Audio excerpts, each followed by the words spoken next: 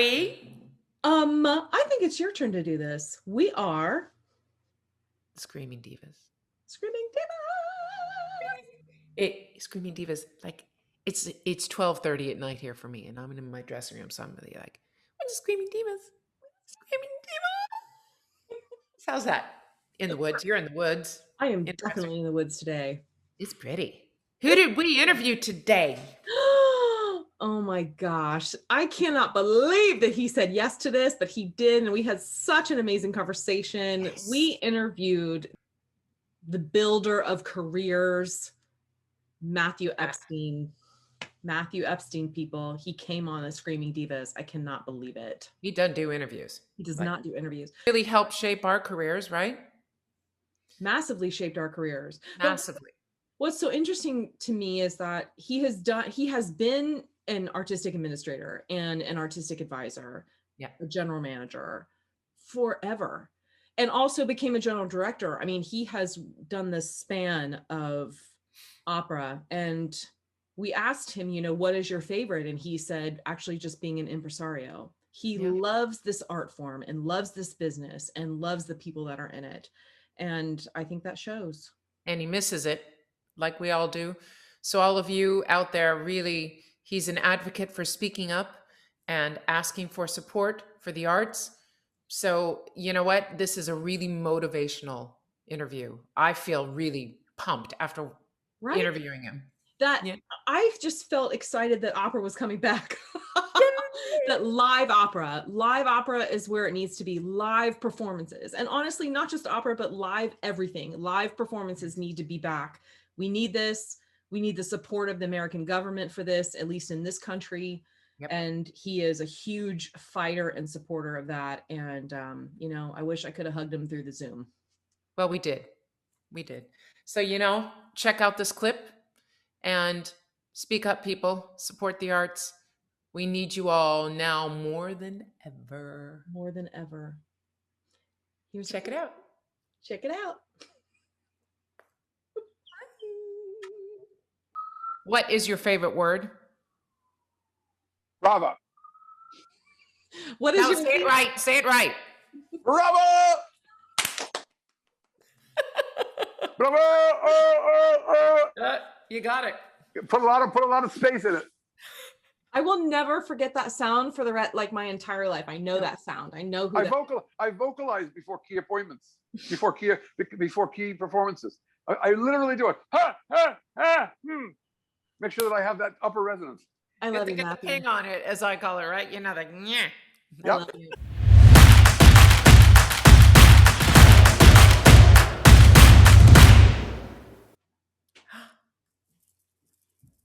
Hello, Matthew. Hello, Matthew. Can you hear us? I just see his hand. Yeah, wait. Can you hear me? I can hear you. Yes, we can. Hey, it works. Now I don't know what to do. How do I speak? Do you hear me? Yeah, I hear you great. Oh, that's great. Okay. I'm all set. Perfect. See, you're a pro at this. Well, I've only done it twice. Wow. Well, that's all you needed. Where's your cocktail? Charm. No cocktails, dear. You don't want me on cocktails. It's 10 o'clock here. I'm sure. I've been very, very good. I've been very, very good this whole year. It's a year now. I have been in quarantine for a year. Okay, is this beard, which is absolutely amazing, is this the quarantine beard? Yeah. It was a really short, sort of little scruff. Mm-hmm. Now I look like demonic Santa Claus. It's very good. Demonic Santa Claus. I like it. Though. I like it. It's not scraggly. You take care of it. No, I take good care. I have a very good barber. Wow. Important. Because you've both been in this room. Yes, we have. Yes, we have. Oh my gosh. I can't say it. No. You sang Balo and Aida for me in this room, Miss Radvanovsky. And Miss Alcana sang her very, very first ever soprano session on Boccanegra aria in this room. Yes, I did.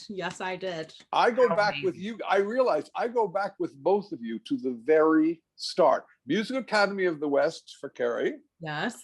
As a very talented young mezzo, who I knew immediately was a soprano, told her so. And Radvanovsky from the stairs of the Met with Karen Ashley, where you told me that you were going to be singing Tosca, and I said, it'll take a while though, dear, won't it?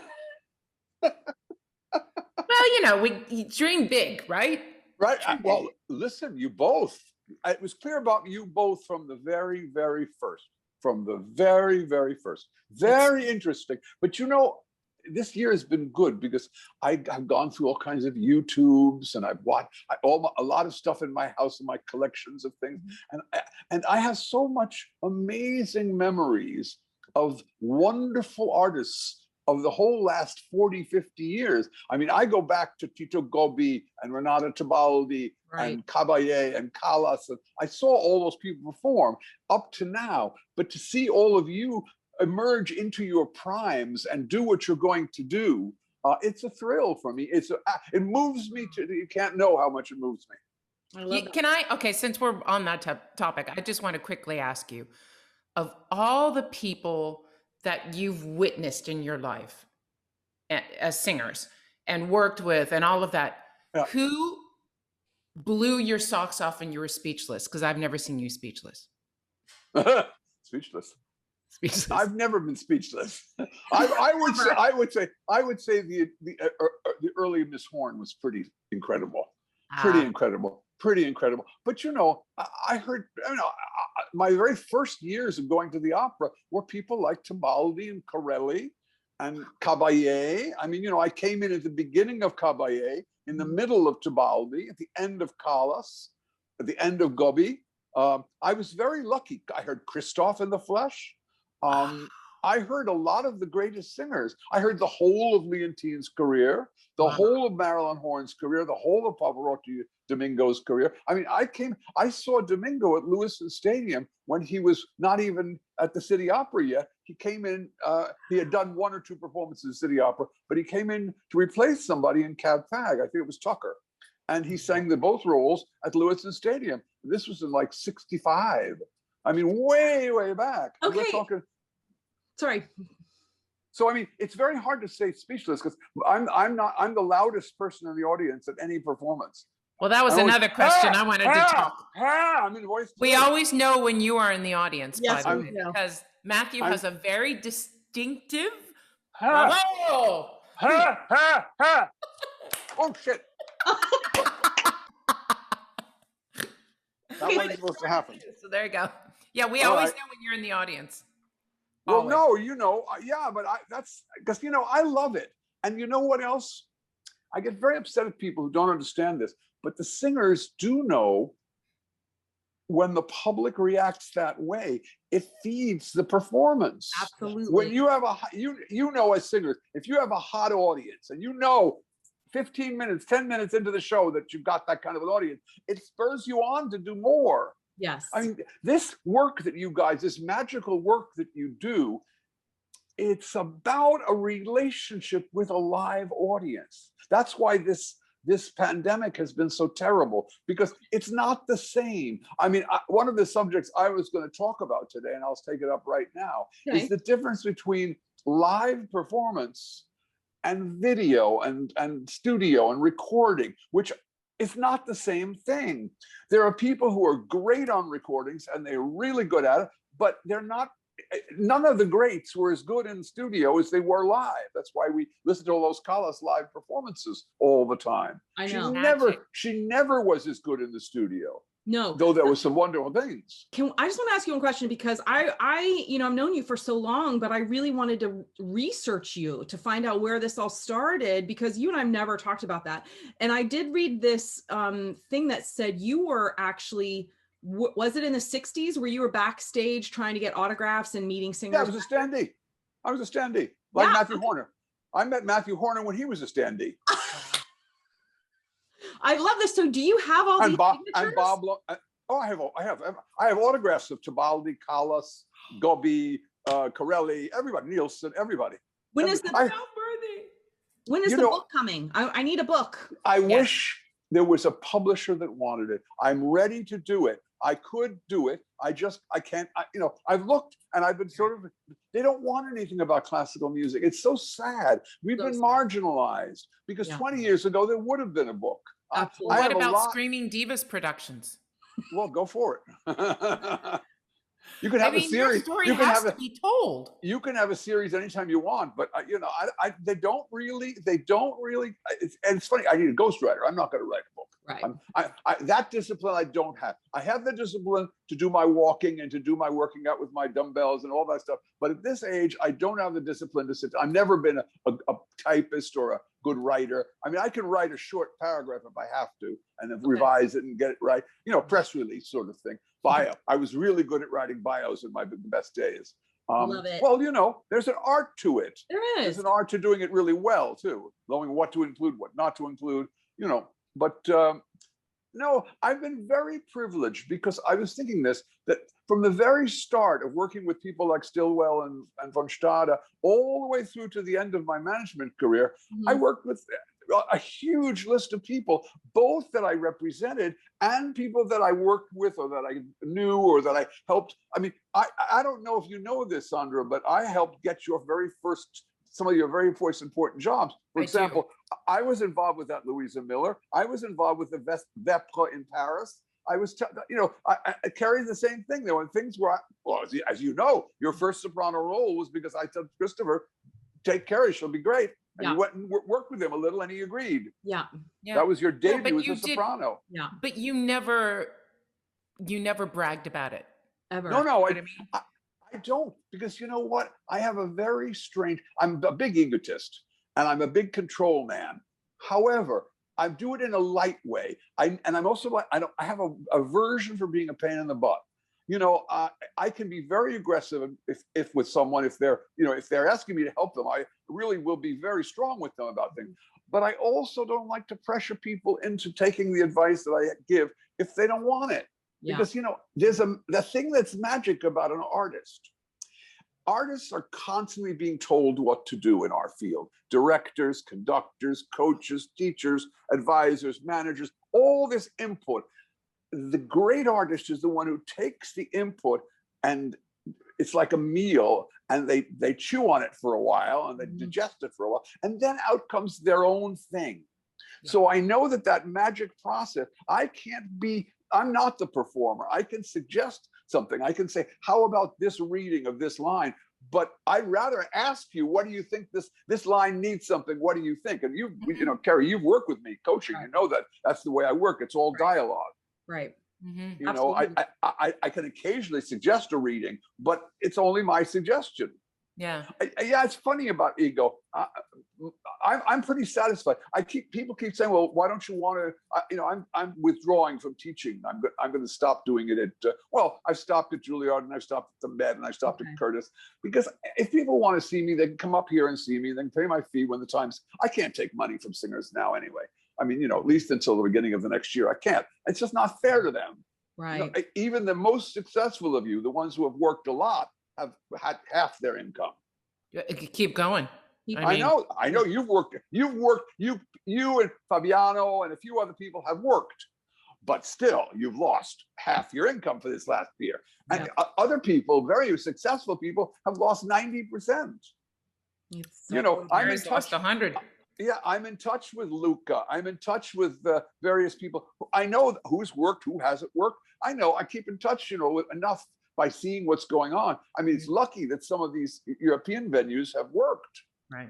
Yeah. Right. No joke. Okay. So then let's talk about the pandemic, because I remember your advice as a young artist, and really about building a career, because it's not just about the voice, it's about the career as a whole. Long term. What would you tell singers now? What would you tell singers like even myself that are in the middle of a career and everything is just gone? I mean, where are we supposed to go? What are we supposed to do? What would you advise young singers? I guess singers across the board, to be quite whatever. Right now, I think the first thing you have to think about is to renew the contacts that are already in your life.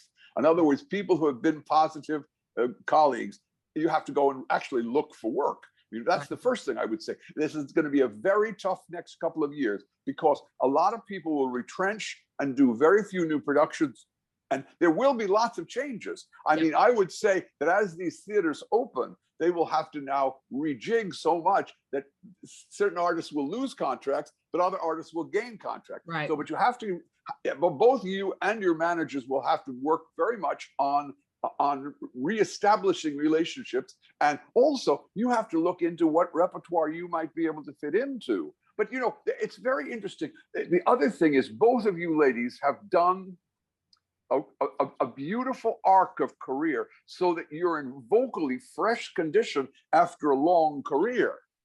And there are many ideas that will suit you. There are many ideas that shouldn't be taken. But you see, the people who are running these companies don't know any better. No. Right. I mean, they have to cast. There are very, no, not even that. There are, excuse me, and I'm happy to be quoted, because I have no axe to grind. I don't work for anybody anymore. I don't care. They should all go and screw themselves. I don't care. I don't need a cocktail to say this. Frankly, 98% of the people who run these companies don't know anything about voices or music. They are running it for the wrong reasons have appointed. There are one or two in this country who know something about it, but most of them don't. And it's terrible. They get artistic advice from other people who are wise. I mean, there are a few really wise people in the artistic administration world, but most of the people running these companies don't know anything. And they cast singers incorrectly, and the singers singers are people pleasers. They say yes too often. Everything. Yes. One of the first questions when you're in the top of your career is, what is the role I want to sing? Where do I want to sing? Who do I want to sing with? Who should conduct and who should direct? If you don't ask all those questions, you're making a big mistake. Huge.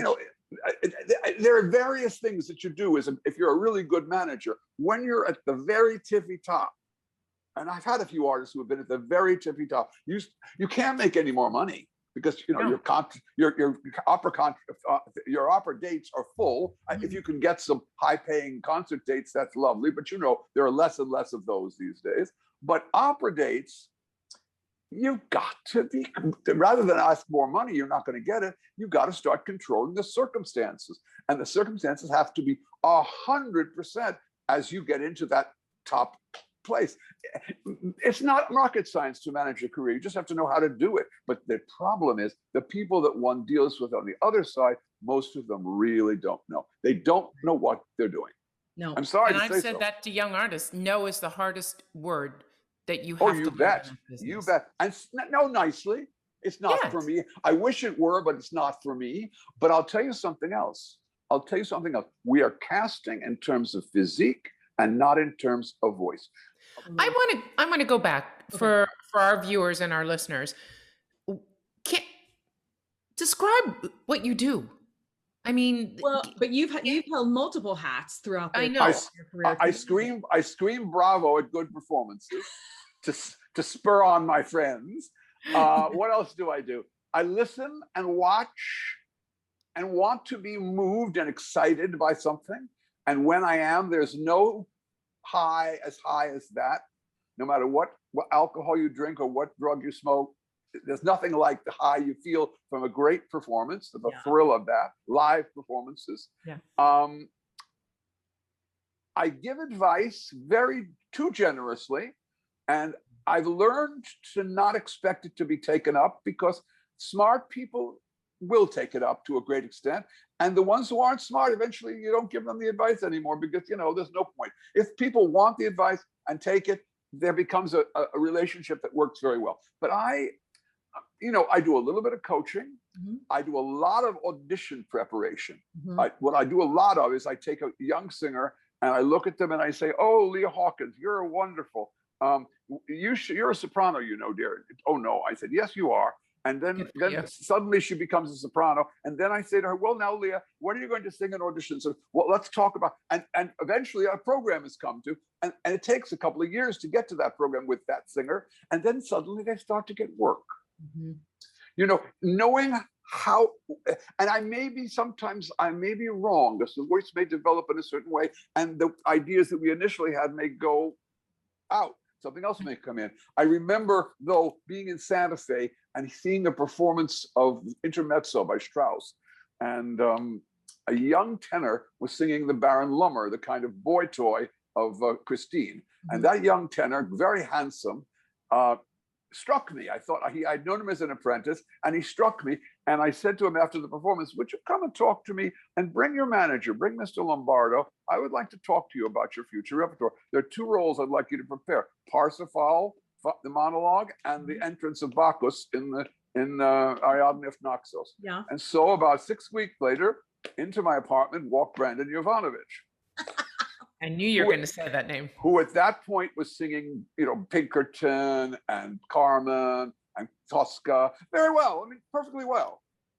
But the minute he started to sing Parsifal and Ariadne, I said, now that's what you're going to sing. And that was way back. He had just come off apprenticeship, year or two. Yeah. It was 20 years ago. And, I came to Boston to see his very first performance of Bacchus. And he wasn't very happy about it. He had the usual place at the end that's so hard. He didn't quite get there, but he was fabulous. And he's become the one for that repertoire. It's having a little bit of sense that that's what I do. I don't know what I do. I mean, impresario? Would you call yourself an impresario? Yes, I call myself an impresario. Yes, I'm like La Roche in Capriccio. I see a talent and I believe in it and I encourage it, and from time to time people check in and they don't check in, and even if I see something, I go, I'll come backstage and say, oh, you were terrific here. What else can I say? I came to see you in all three of those amazing Donizettis. Yeah, by the and way, you know what? You would have told me the truth if they sucked too. Yeah, I would have, or I wouldn't have come backstage. If I don't have to come backstage, which I don't anymore, if I come backstage, it means I liked it. Right. Because I mean, why would I come backstage otherwise? Right. And then you really sucked when you heard your bravo. And you didn't come backstage. Theater, and you don't come backstage. You're like, oh no. Okay, but do you... I want to go back on something. Okay. You both are big voices. You're important voices. Thank you. Why does the opera world seem to not understand the difference between a real voice and the voices that look good on camera? I mean, both of you look great. That's not a question. But they want these, what I call cosmetic talents. Yep. They want these people who look good and sound good on microphone, but in the theater, they're nothing. They're nothing. And having heard Birgit Nielsen as Turandot, it's very hard to hear these cosmetic people sing Turandot. Turandot needs a certain kind of voice, and either it's got to be Birgit Nielsen or it's got to be someone with a real Straussy voice like Rieseneck used to have. But it's really heavy. I mean, it doesn't require a Mimi voice. It doesn't require a butterfly voice. It requires more. But don't you think that that's why they're not selling? I mean, these voices aren't heard. They're not moving you. You're not, I mean, I go to the theater. I'm not moved. I'm a weirdo singer and I love to listen to singers. I love to go. You're not a weirdo. And a lot of my friends don't like to go, but I do. And I love to sit there. I want a voice to move me. I want a voice to just peel my hair off my face. That's right. And I go and I'm thinking, okay, I can't hear them. This is not the voice for this repertoire. No wonder you don't sell these tickets, because trust me, if you had those voices, the house would be packed. I believe that. But go one step further. Who's teaching dramatic voices these days? Nobody. Well, no, I don't agree with you. I think there are teachers who can teach dramatic voices. I think there are also coaches who can really work with dramatic voices. But I think once you get to a certain level of work, it's not a matter of having a specific voice teacher. As you know, Sandra, it's sometimes the person is a brilliant vocal coach. Yeah. And I believe in vocal coaches. I believe in having teams too. Mm-hmm. I believe sometimes you have more than one. Yeah. Again, the information that all of these people in your life give you is not it's not yours until you've digested. And when you've digested, it's no longer theirs, it's yours. But the fact is, getting good information makes a difference. An idea about a phrase, an idea about the way you pronounce a word, text. I mean, text becomes, I just been sending to some friends a video I found yesterday online of Tito Gobbi singing the Credo from Otello. In this video, which was made pretty late in his career, 1965, it was made in London with Macaris. And all they do is have him stand in a black costume on a black background, and you just have a headshot of him singing this aria. There's no movement. There's nothing else except his head, his face, singing the Credo. I sent it to Bill Mason, who was brought up as a little boy with Tito Gobbi from the day he played the shepherd boy in Tosca in the original Tito Gobbi, Renato Tebaldi, Eleanor Stieber actually, Tosca in Chicago. And from 1955, Tito Gobi was his idol from 1955 on. So I sent him, and I got the most beautiful response just now, a few minutes ago, from Bill Mason saying, do you know, of course, that Tito Gobi was my idol? And I said, of course, that's why I sent this to you, because it's so amazing. You'll find it. If you look, put Tito Gobi, Iago, it's a video. It's magnificent. He does nothing, but the voice, it's not beautiful, but it's this amazing use of text, this amazing concentration of what is actually the situation of this aria. It's when he says epoi, epoi, it's just incredible what he does. Have either of you blonde ladies, have you ever sung Desdemona? Yes, I love Desdemona. You have sung it. Oh, okay. They want a different sound now for that. They want lighter and lighter and lighter, and I don't. Done with all of it. I don't get it. I mean, ridiculous. They want light voices so much that pushes me into repertoire that I wasn't ready for or wanted to do. Honestly, I was like, why? You want to put me in these barn opera houses to sing Wagner, and I mean, I don't get this.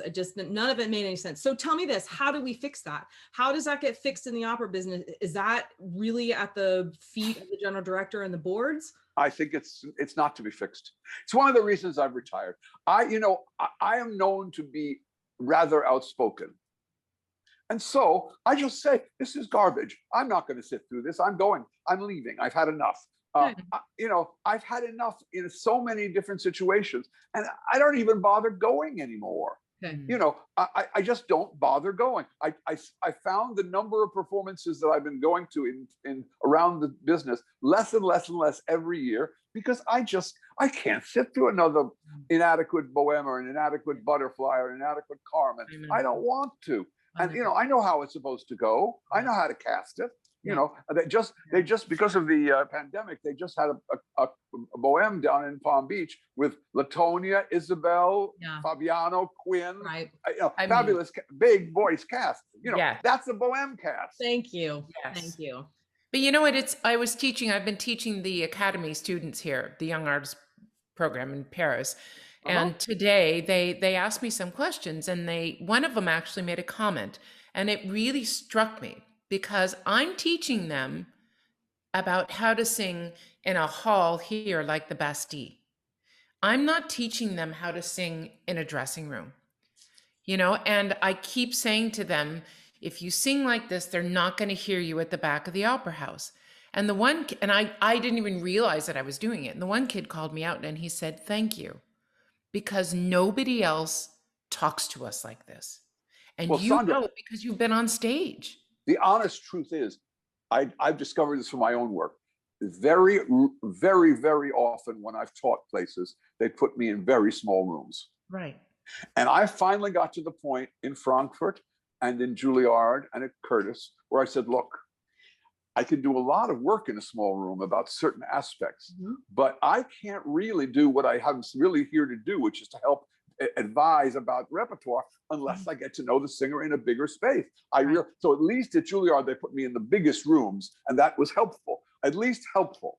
Because I've had a decade of Juilliard singers. I've had Appleby and Julia Bullock and all these people these last years, and so I've helped them develop, that's the thing. I don't want to have the responsibility of being a manager anymore. I don't certainly ever want to be anyone's voice teacher. I can do it. As Carrie can tell you, I know a lot, but I don't want to be. I want to be an advisor who may comment on vocal qualities or may comment about text or and for example, I couldn't coach someone on German rep because I don't speak German. Right. I mean, I can listen to German and tell you whether I think it sounds good, but I can't really coach German. But I can coach the Marshall, and I know that piece so well that I can. But I have to really know the piece well. I don't like coaching pieces I don't even know. I like to know the piece. Yeah. But it's very funny. I have no ambition to do any more than I've already done in my life. I've had the full. What a wonderful dream life for someone who, as a teenager, was taken to the opera by his mom. I was telling Tony Rudell that my very first performance of Carmen it was his dad's 100th birthday the other day. Oh, Julius's 100th birthday. Okay. 2 or 3 days. It was the 6th. And I sent around a lovely picture that I had of Julius and I together, and to some friends who knew Julius. And I was on the email with Tony, and I said, My very first Carmen performance was with your dad conducting at the city center in the old house. And I said, my mother took me, and through a friend at the box office who Tony knew, Frank Ceresi, around the box office, we got seats in the 5th row. And as the curtain went down, as the lights went down for the first act, we were 2 off the aisle, and there were 2 seats. Into the house came a man in a top hat and a little bowler hat and an umbrella and a black outfit. And he sat down, very thin man. And I looked over and I said to my mother, that's Rudolph Bing. The performance of Carmen that Julius Riddell conducted in 1964 was unknown singers called Shirley Verrett, Richard Castley, and Norman Tragle. Therefore, Bing was at the performance. Oh my God. And that was my first Carmen. I mean, that in the year before, I'd been taken by my mother to see a Fledermaus at the Met. Didn't know who the singers were. Turned out it was Dorothy Kirsten. It was Roberta Peters. It was John Alexander. You know, wonderful. I heard Joan Sutherland sing Traviata at the Met in her absolute prime. That's the voice to sing Traviata. You bet. Well, you were supposed to do it. It didn't happen. You're going to do it again? To be there right now. Yeah, I know. You're going to do it again? No? Well, make them do it. Make them do it. Okay, tell me this. You have worn the hat of artist manager, general director, artistic advisor, artistic administrator. Which hat has been your favorite? Impresario? Which one have you loved the most? Impresario. Okay. You know, what I am is, I am the world's biggest opera fan. I'm lucky. I love it. I love it so much. It's really a passion. It's a passion. And when it's good, that's my ego. When something's good, it makes me glad. And if I helped make it good, that's where my ego comes in. Okay. Whatever it is. When I listened to a tape the other day of an Ariadante performance from Carnegie Hall, and I listened to Dopo Notte with Tatiana, and I remember how incredible she was that night. What a crazy performance that was. It gives me joy. Okay. You know, that's for me the most fulfilling thing. And I can go through from the 9th. I can remember, of course, those wonderful Normas that you and Elsa did together in Bordeaux. That was so amazing. By the way, you know, I was going to say to you ladies, you realize that all those operas, Stuarda, Bolena, Norma, were all written for 2 sopranos. There weren't high mezzos. That didn't exist. There were contraltos and there were mezzos. So if you're talking about Anna Bolena, Giovanna Simo was written for a soprano. Right. And it's higher than Anna Bolena. Right. I know. It killed me. It's harder. I sung Anna and then I had to learn Jane, and I thought, oh, I don't have to take as much time as I did with Anna to learn Jane. Big mistake. Big, huge. Jane is so much harder than Anna. But okay, can we go back to recordings versus the streaming garbage? I like that word, garbage. There is no more recording. No, none. So now we're in this digital world. What do you think about this? All live performance. All live. The only thing you can make in terms of recording, and it's nice to have one, is a recital disc.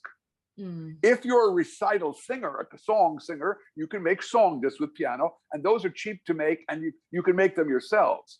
Sure. But people don't want that in recitals anymore. They want all arias. Well, in your case, you should do arias. You're not a song singer. That's not your fach.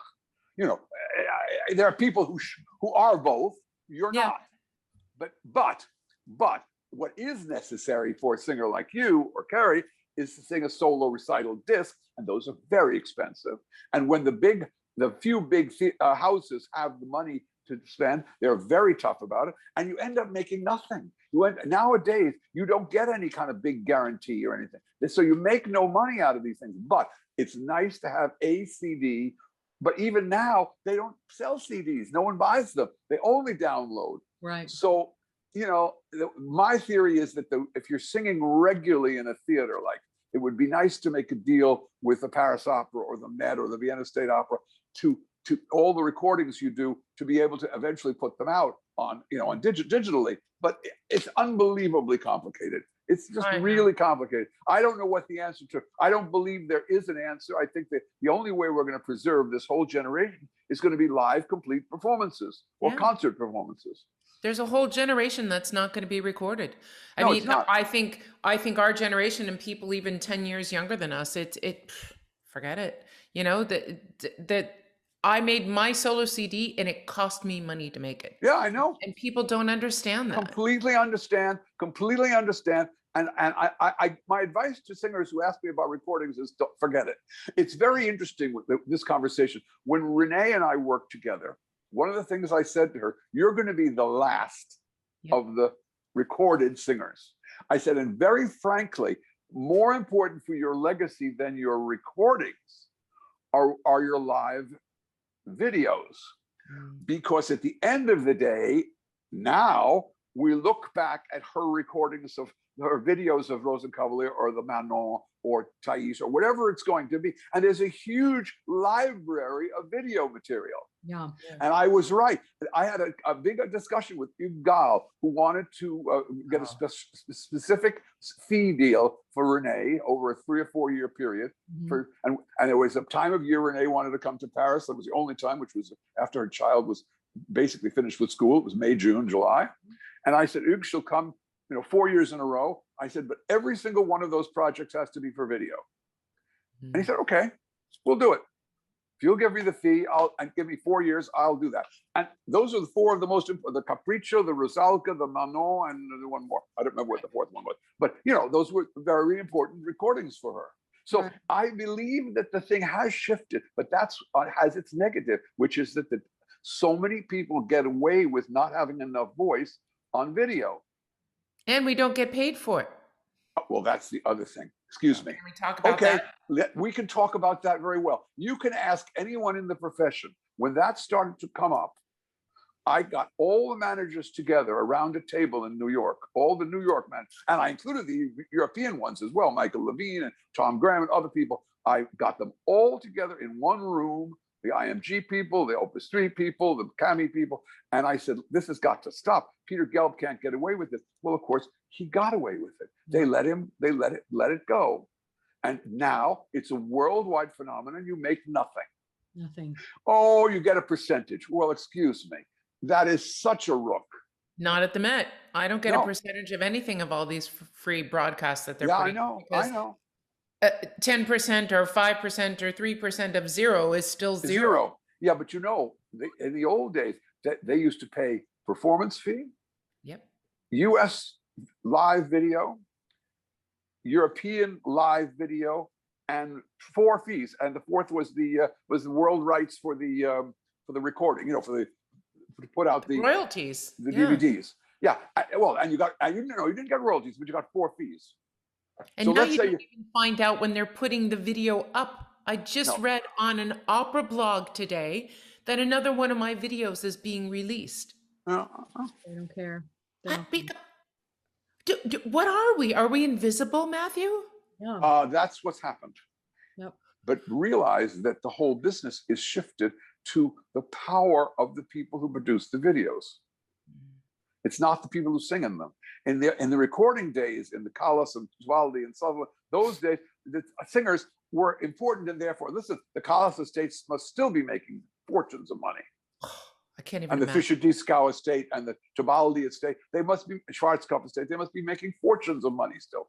But now, the entire source of, not only have we lost on all those fees for video and recording, but the actual performance fees in the past 20 years have risen minutely.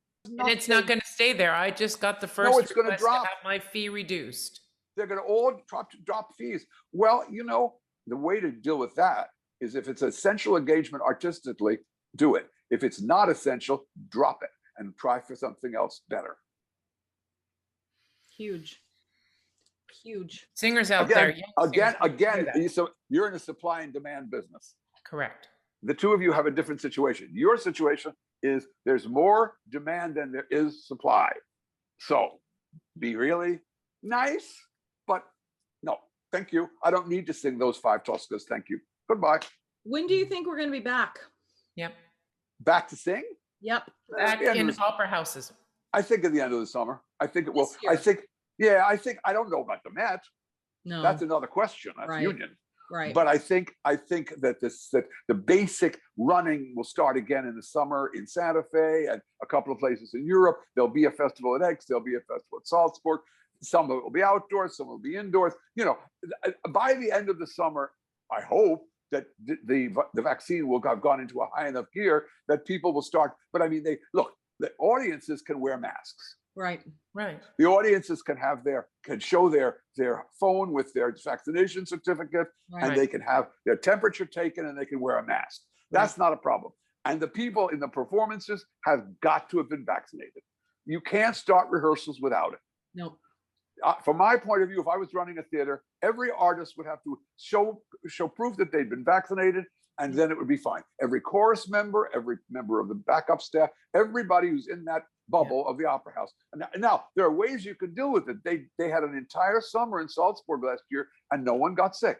Right. But they were tested every day. Right. I know. My nose has been so violated. I had test number 41 today. Yeah. My poor nose. There are no more cells.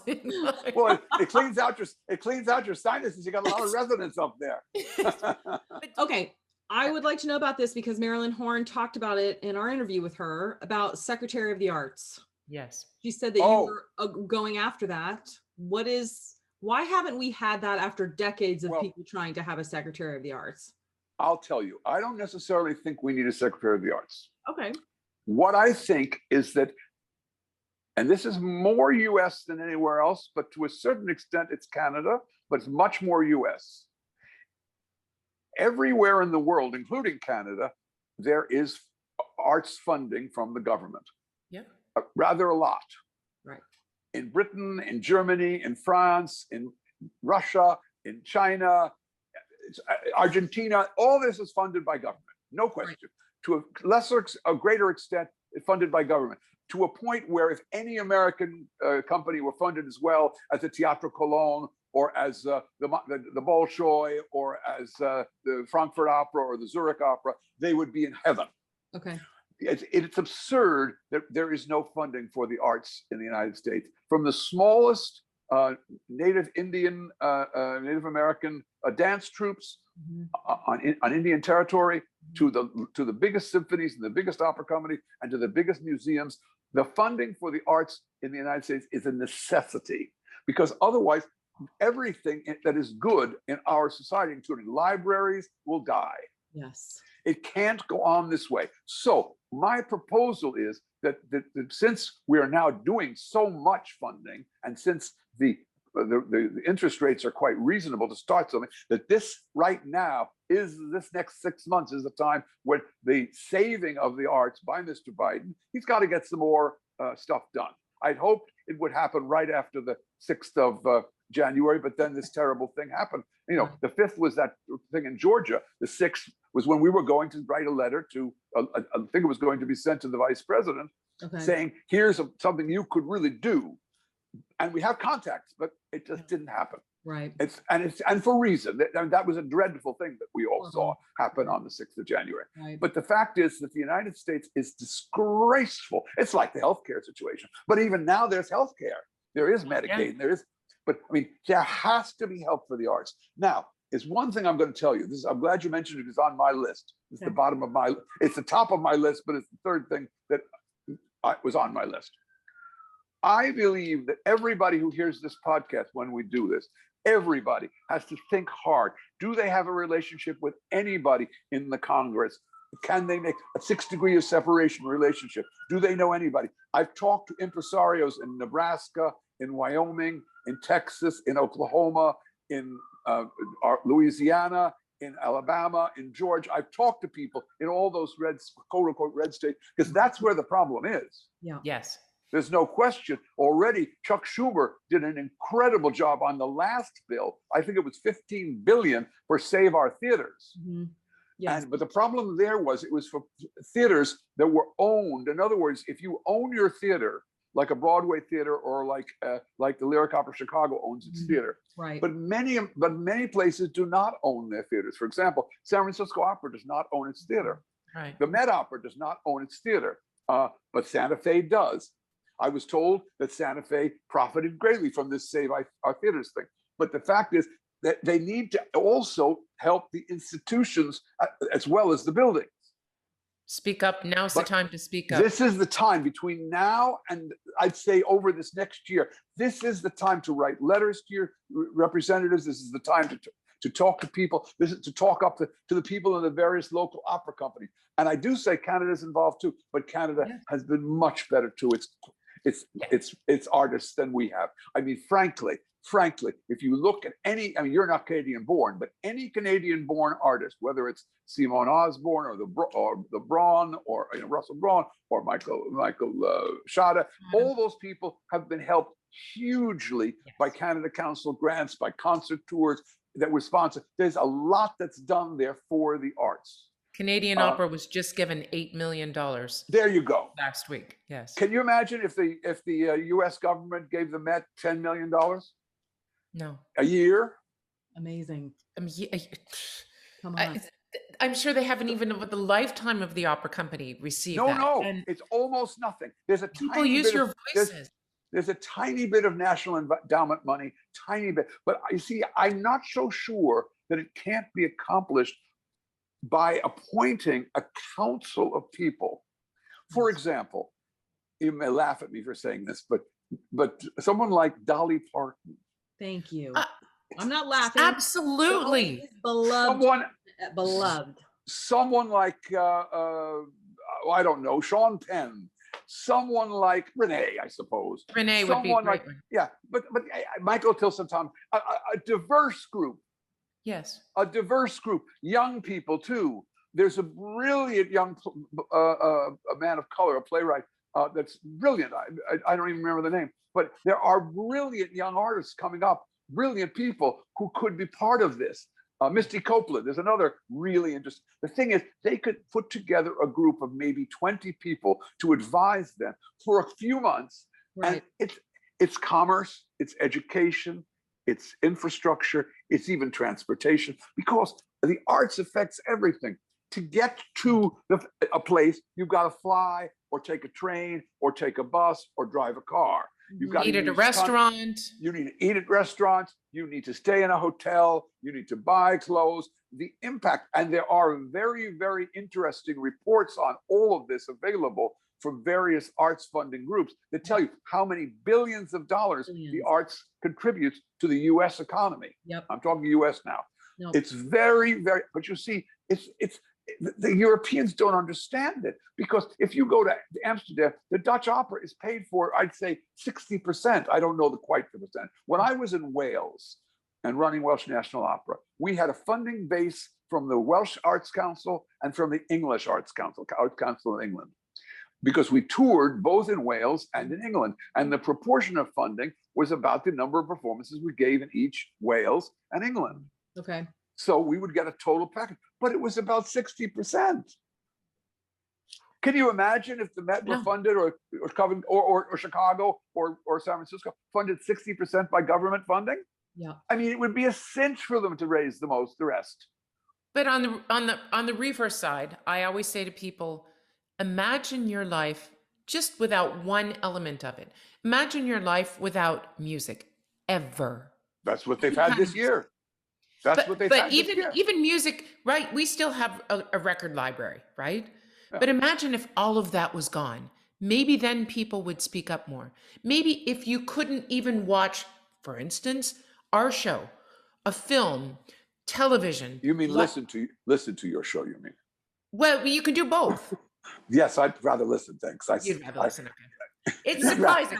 You're a podcaster. I'm really good about having how an artist starts a career, and building the career in the first years of how to build that thing and getting it up to that major point. And when you're at the major point, I'm pretty good at maintaining it. I'm smart about this, and making sure you do the right things in the maintenance stage, which can be made to last quite a long time. Some of these careers last 40 years, you know. You know, I'm proud to say Sam's and Catherine's and Flicka's and Susan's and Renee, these have lasted a long time, long time. Yeah. But there's also the right way to end a career. No one ever talks about it. Nope. But you know, choosing the right things as you know that you can't do your original stuff anymore. That happens. It just happens. That's nature. Right. Like dancers, happens for singers. If they've been smart, it happens later. It happens in their 50s or 60s, but it happens. And then choosing the right vehicles for those last performances and where to do them and how to do them. I will speak out of court to say that I had a conversation here in my apartment, in my studio, with Renee about 3 or 4 years before Rosenkavalier at the Met, where I said, you must stop right then. And we had a long conversation. She said, no, I don't know if I want to. And this went on for the whole 4 years until it actually happened. And even then she didn't want to. Okay. But you know what? By stopping with that, and she'll go back and do something. There's something in the wind of a world premiere. She'll go back and do something. But that kept that.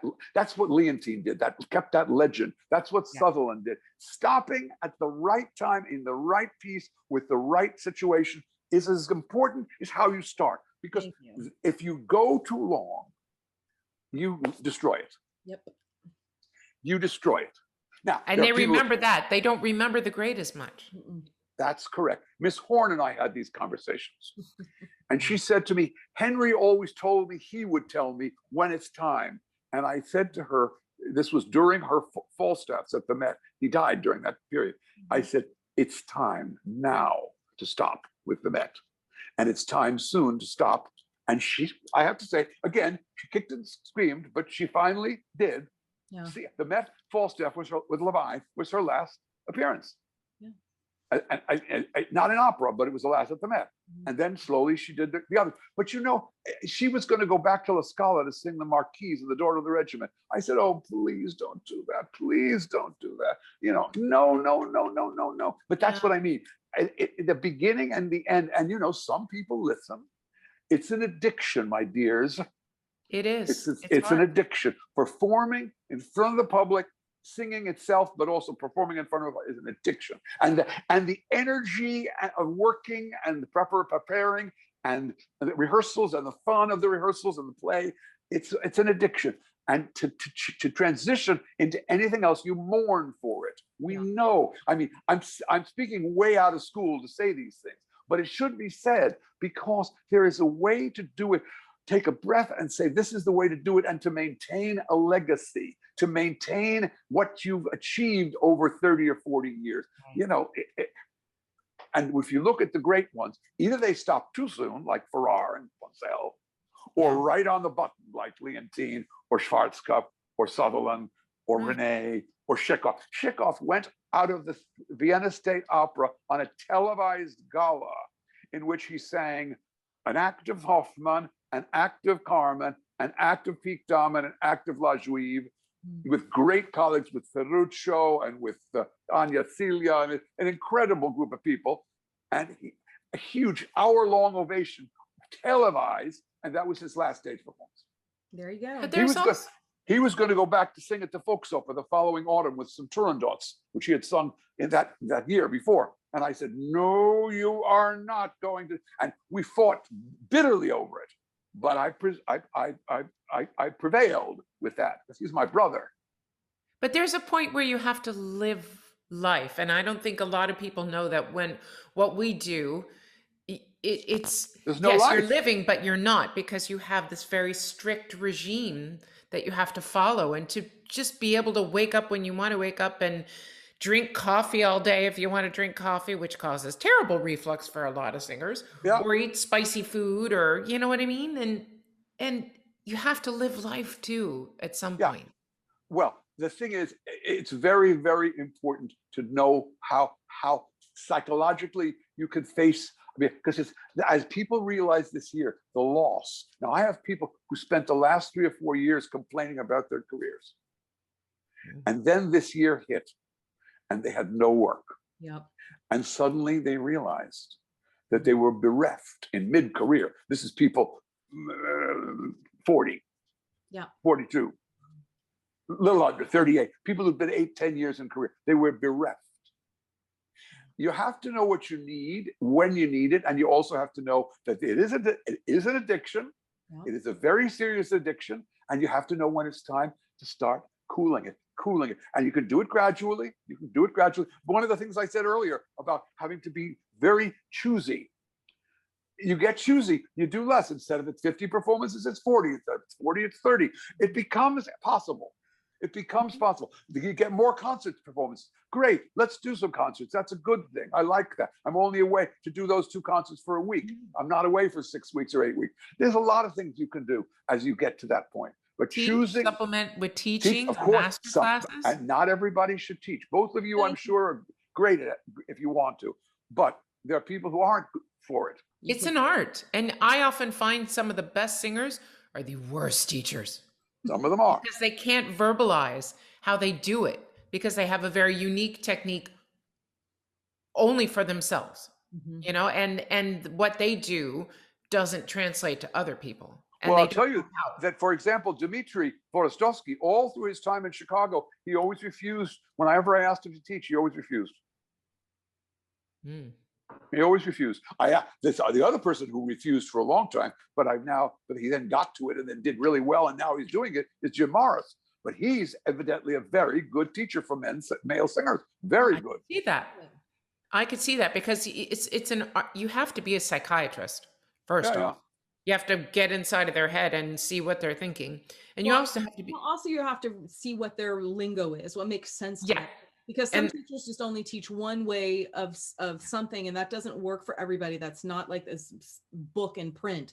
I mean, I always love those teachers that understood my brain as far as how I interpreted information. And that's what really works. And a good teacher knows how to approach something 10 different ways. It's very interesting because, as I said, I don't ever claim to be a voice teacher, but I have taught voice. And I always talk about sensation, don't listen, sensation, sensation, sensation. How you understand what I'm talking about this vowel, vibrate, vibrate. You know, Carrie knows because I've used these things. But again, the language that if I work with someone that works well, the language that we develop working together is collaborative. Yeah, right. It's not me telling them. It's us working out a language, and it's very strange. You can do the same part with 5 different singers, and it will be entirely different that way, because the singer's instinct is important too. Absolutely. And I think the idea of this dialogue is the thing that makes a really good teacher. Is a dialogue. It's a really good, yet with authority, yet with good ears. Yeah, and some honesty. That's one of my questions for you, because from the first time that I met you at Music Academy, I mean, you said it like it was. There were no kind of, same as Marilyn. She just straight shooter. Whether I wanted to hear it or not, I was told it. And I always appreciated that, because I knew that I could come to you at any point in my life or my career and ask you, and you were going to give me your honest opinion. And do you think I'm a soprano? Yes. Thank you. I just wanted to say how important that for you to tell young singers how important that is, to have those kind of people in their lives, to have those people that are telling them, hey, listen, it's time to quit singing, or hey, listen, maybe this repertoire isn't the right repertoire for you, or this teacher isn't the right teacher for you. I think that's important stuff. I was really lucky to know both of you. Yeah, well, the wonderful thing is that she was my mentor. I had great mentors. My great mentors were Evelyn Lear and Thomas Stewart, Marilyn and Henry. Yeah. Both, because I was close to them both married, but I stayed close to both of them when they were no longer married. Yeah. Henry used to live next door to me for several years in the Ansonia. So we would have coffee almost every morning.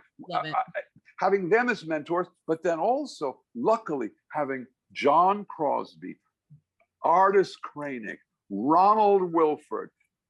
These were incredible mentors, mentors. Joan Ingpen.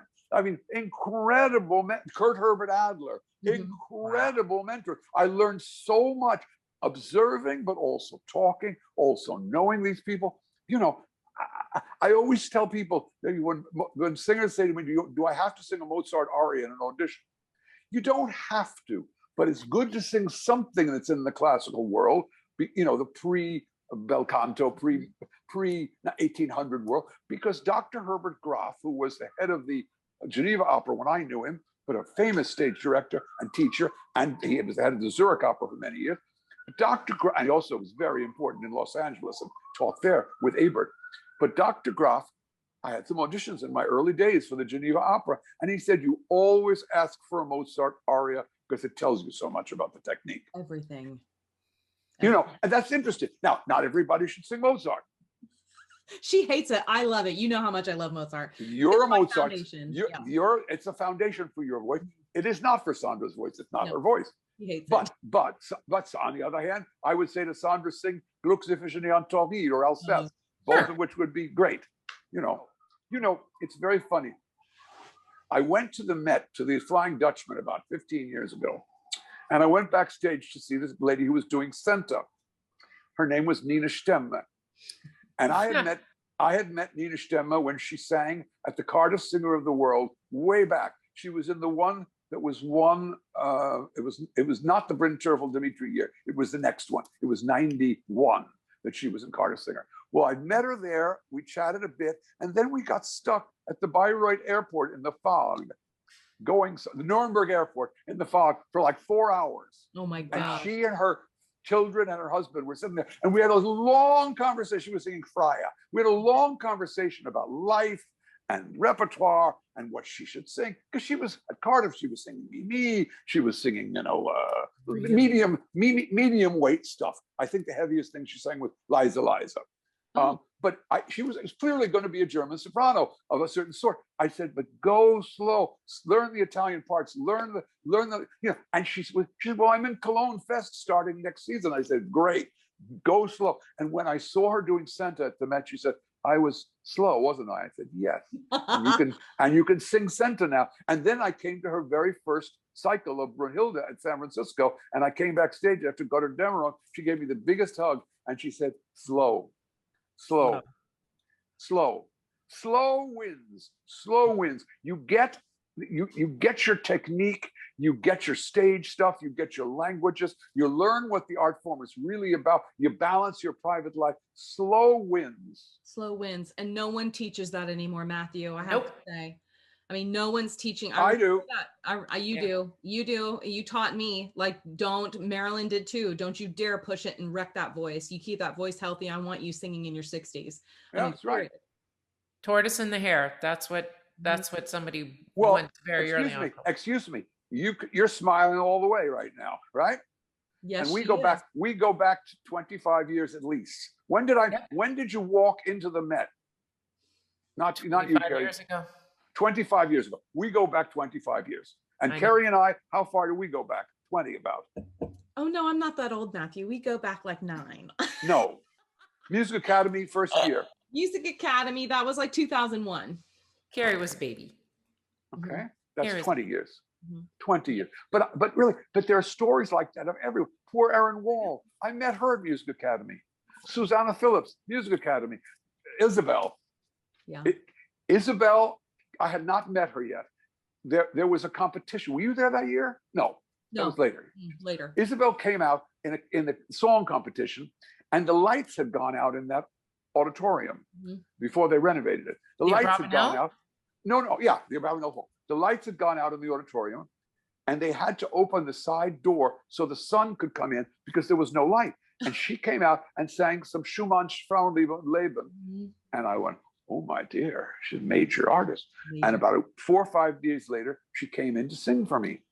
And I gave her a piece of paper that I wrote during our hour session, where I wrote down 8 arias, and I wrote about 10 roles. And I said, here, take this, learn all this, and we'll talk in the fall.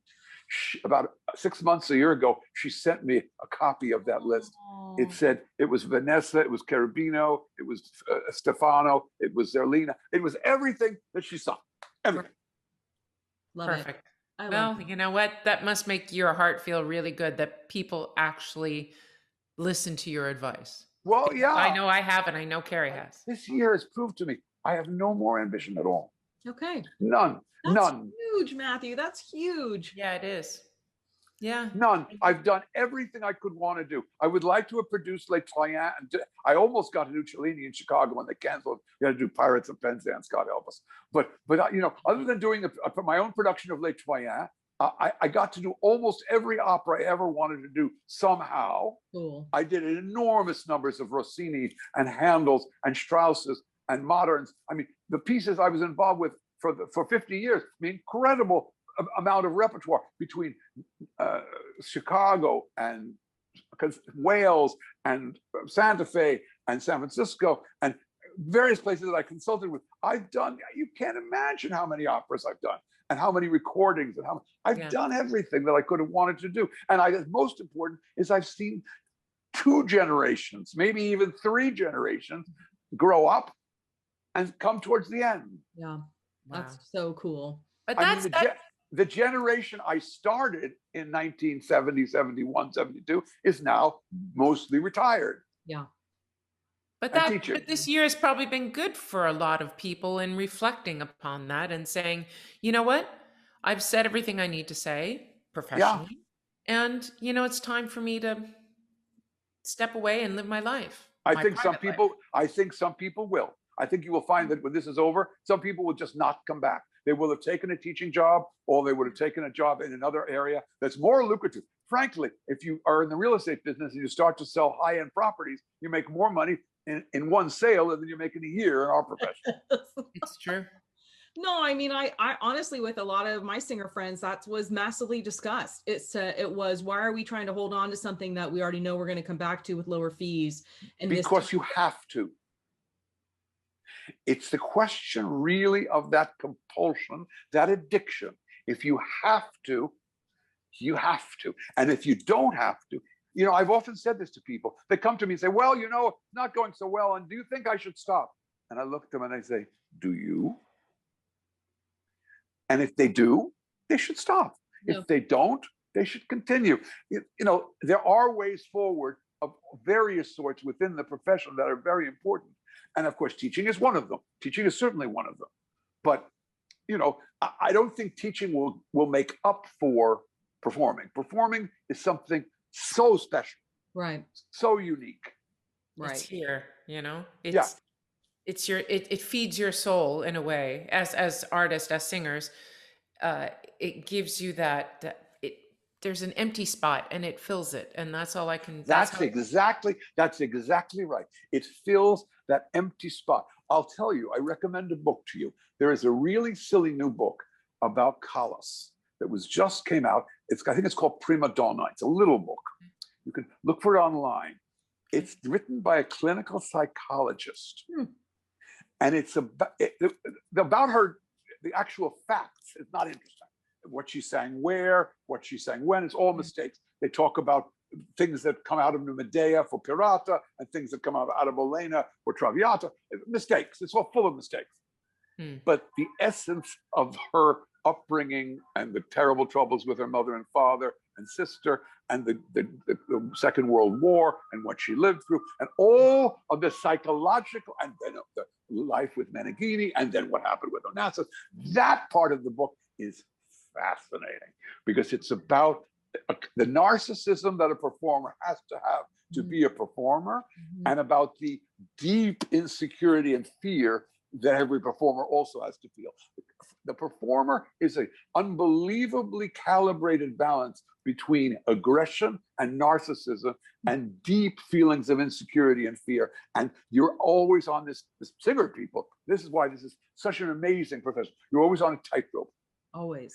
Because you're only so good as your last phrase, as your last performance. You know that everything, it's like jumping out of an airplane, not showing if you got a parachute.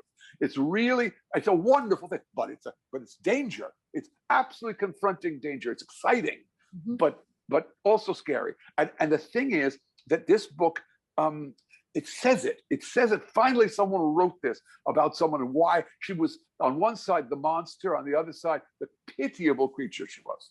It's really interesting. Fascinating. Okay, one last question before we hit rapid fire. Opera America Hall of Fame. What do you think about it? You've been inducted into it. I thought it was sweet. I think this is where I get arrogant. I think I've done a lot for a lot of people in the field and for the field. I mean, I don't just think of the artists, but I think of the music. Look how many world premieres I was involved with. Right. Look at the artistic era in Chicago that I was part of. I mean, the idea of the 20th Century Initiative, that was my idea. I'm sorry, you can ask anybody who was in the room. That was my idea. That wasn't Bruno Bartoletti's idea. That wasn't artist's idea. That was my idea. I told artists after we'd had a success with something we'd done, Satyagraha. I said, we should do one of these every year. And we should do a 20th century piece every year. And so we started on a 10-year plan. And that was the centerpiece of the lyric opera's success. Okay. Plus what we did in Santa Fe from 1971 or 2 until 2 years ago. That was all I was involved with. I'm proud of what I did with music too. I brought all this Rossini and French bel canto, all this stuff back into currency. There are pieces that I still want Zelmira to play somewhere. Why don't you do it, Sandra? Good piece for you. Okay, sure. Add it to the list. Zelmira. Actually, and Kerry, was that his name? Kerry, you should do Hermione. Oh God, that would be so fun. That would be amazing. Hermione, that's the one for you. Yeah. Okay. Well, we'll look into them. Rapid fire. Do you know that we do rapid fire? No. Okay. Well, here we go. All right. We went old school. We're gonna old school this. We went with the James Lipton questions. Yeah. Inside the actor studio. Are you ready? Yep. Ready? You want me to start? Go ahead. Yep. What is your favorite word? Bravo. What is say it right. Say it right. Bravo. Bravo. You got it. Put a lot of space in it. I will never forget that sound for my entire life. I know that sound. I know who I vocalize before key appointments, before key performances. I literally do it. Ha, ha, ha, Make sure that I have that upper resonance. I love you. Get the ping on it, as I call it, right? Like, yeah. Yep. All right. What is your least favorite word? Lazy. Yeah. What turns you on? Music, food, and sex. Wow, we got 3 for 1. Yay! What turns you off?